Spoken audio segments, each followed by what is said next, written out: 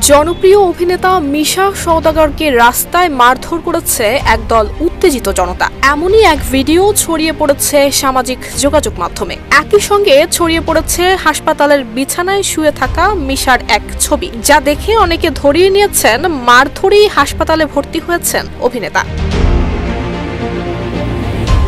মিশা সওদাগরের ঘনিষ্ঠ সূত্র জানিয়েছে হাসপাতালের ছবিটি সত্য, সেটি নেওয়া হয়েছে যুক্তরাষ্ট্রের একটি হাসপাতালে। তবে ভাইরাল ভিডিওটি সম্পূর্ণই মিথ্যা, বিভ্রান্তিকর। এতে মিশার কোনো সংশ্লিষ্টতা নেই। হাসপাতালের সেই ভাইরাল ছবিতে তিনি হাঁটুর পুরনো চোটের কারণে অস্ত্রোপচার করাচ্ছেন। তার ঘনিষ্ঠজনরা জানিয়েছেন তিনি সুস্থ আছেন এবং দ্রুত আরোগ্য লাভ করছেন। সেই সাথে ভুয়া ভিডিও এবং খবরে বিভ্রান্ত না হয়ে সবাইকে সচেতন থাকারও আহ্বান জানানো হয়েছে। কালার এক্সপার্ট, জর্জ স্যাপ এবং মাইল্ড অন হ্যান্ডস টেকনোলজি সমৃদ্ধ অরিক্স ক্রিস্টাল ওয়াশ আপনার লন্ড্রি এক্সপার্ট।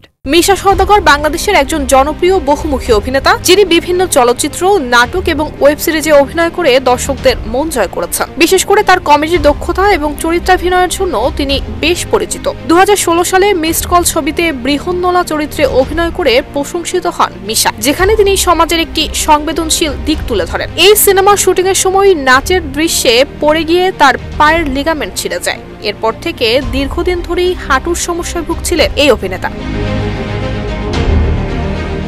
15 মে যুক্তরাষ্ট্রের স্থানীয় সময় ডালাসের একটি হাসপাতালে তার সফল অস্ত্রোপচার সম্পন্ন হয়েছে। এই তথ্য নিশ্চিত করেছেন অভিনেতা জায়েদ খান।